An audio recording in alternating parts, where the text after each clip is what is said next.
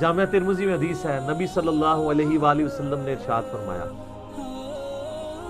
کہ اس نیلی چھتری کے نیچے ابو ذر غفاری سے سچا انسان کوئی نہیں ہے۔ کون کہہ رہا ہے؟ نبی صلی اللہ علیہ وآلہ وسلم، جو خود صادق اور امین ہے۔ اور جامعہ ترمذی میں ایک اور حدیث ہے، نبی علیہ السلام نے فرمایا کہ ابو ذر غفاری سے بڑھ کر کوئی عہد وفا کرنے والا اور زہد میں میری امت میں نہیں ہے۔ یہ میری امت میں عیسیٰ ابن مریم کی مثل ہے، ابو ذر غفاری۔ اور عیسیٰ ابن مریم وہ ہیں جن کے بارے میں روایتوں میں آتا ہے کہ وہ دنیا سے اتنے زاہد تھے کہ وہ برتن میں پانی بھی نہیں پیتے تھے۔ وہ کہتے تھے یہ بھی دنیا کا مال ہے، اپنے ہاتھوں میں پانی پیا کرتے تھے۔ یعنی دنیا کو 3 طلاقیں دی ہوئی تھی۔ تو نبی علیہ السلام فرمایا میری امت میں سیدنا عیسیٰ ابن مریم کی مثل زہد میں ابو ذر غفاری ہے۔ یہ لفظ ہے ابو ذر غفاری، غفاری نہیں ہے لفظ، غفاری زیر ہے اور فا کے اوپر تشدید بھی نہیں ہے۔ تو ابو ذر غفاری رضی اللہ تعالیٰ عنہ علیہ السلام نبی علیہ السلام کے لاڈلے اصحاب میں سے تھے۔ صحیح بخاری میں ان کے قبول اسلام کا پورا واقعہ موجود ہے۔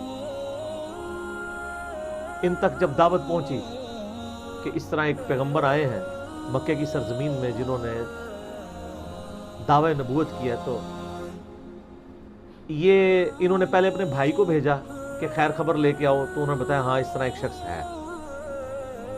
پھر یہ خود رخت سفر باندھ کے نبی صلی اللہ علیہ وآلہ وسلم کی خدمت میں حاضر ہوئے مکہ شریف میں۔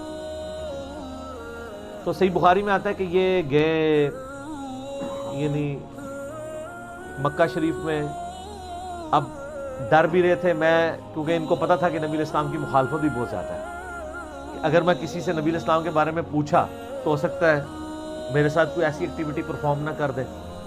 تو یہ حرم مکہ میں انہوں نے ڈیرا ڈال لیا، اور کہتے ہیں میں جتنے دن وہاں رہا نا تو آب زمزم ہی پیتا تھا جب میری کھجوریں ختم ہو گئی۔ زمزم کھانے کا کام بھی کرتا تھا اور پینے کا بھی، زمزم طاقت والا پانی۔ تو کہتے ہیں سب سے پہلے میری جس شخص سے ملاقات ہوئی وہ سیدنا علی ابن ابی طالب تھے رضی اللہ تعالیٰ عنہ علیہ السلام۔ تو کہتے ہیں حضرت علی نے جب مجھے آبزرو کیا نا تو مجھے اپنے ساتھ گھر لے گئے، کہ پردیسی ہے، کھانا شانا کھلایا، رات ٹھہرایا۔ کہتے ہیں نہ انہوں نے مجھ سے پوچھا کہ کس لیے آئے ہو، نہ میں نے ان کو بتایا۔ یہ میں آپ کو اخلاقیات بتا رہا ہوں کہ دعوت کا کام کتنا ٹھنڈے کر کے کرنا پڑتا ہے۔ آپ تو کہتے ہیں پہلے دن ہی کسی کو رفع الیدین شروع کروا دیں، اتنا آسان نہیں ہوتا یہ۔ تو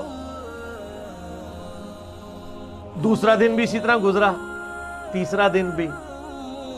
تو 3 دن کے بعد ابو ذر غفاری نے خود حضرت علی پہ اعتماد کیا، اور ان کو اندازہ ہوا کہ یہ بڑا، تو انہوں نے کہا میں یعنی ایک، اور حضرت علی نے بھی ایکسپوز نہیں کیا کہ میں نبی علیہ السلام کے قریبی لوگوں میں سے ہوں۔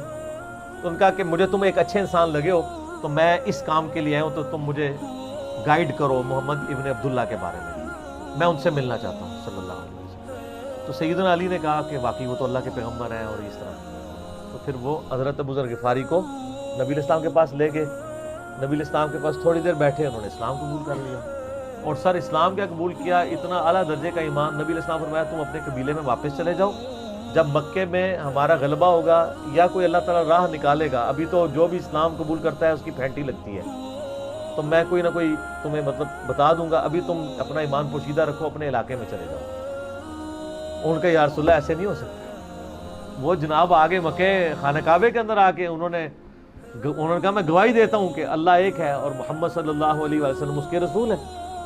تو مشرکین عرب ان پہ ٹوٹ پڑے، خوب مارا، حتیٰ کہ عباس بن عبد المطلب جو اس وقت تک مسلمان نہیں ہوئے تھے، نبی علیہ السلام کے چچا تھے، لیکن چونکہ بنو ہاشم سے تھے، اور بنو ہاشم آپ کو پتہ ہے متولی تھے کعبہ شریف کے، انہوں نے اپنے آپ کو ابو ذر غفاری کے اوپر گرا لیا کہ تاکہ ان کو کوئی مارے نہ۔ انہوں نے کہا تمہیں پتہ نہیں ہے قبیلہ یعنی غفاری قبیلے سے تعلق رکھتا ہے، تو اس کے قبیلے کے لوگ آ کے یہاں پہ لڑائی کریں گے ہم سے، کیونکہ قبائلی سسٹم تھا نا، اس میں یہ نہیں دیکھا جاتا تھا کہ اس کا مذہب کیا ہے، پہلے نمبر پہ دیکھا جاتا ہے کہ ہمارے قبیلے کا ہے، تم نے ہمارے قبیلے کے بندے کو مارے، تمہیں نہیں چھوڑیں گے۔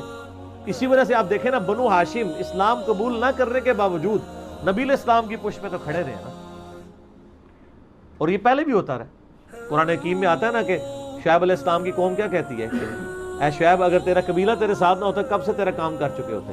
اس لیے انبیاء ڈومیننٹ قبائل میں آتے ہیں، جو شریف النفسی والے ہوتے ہیں، جن میں ایک سسٹم ہوتا ہے پورا.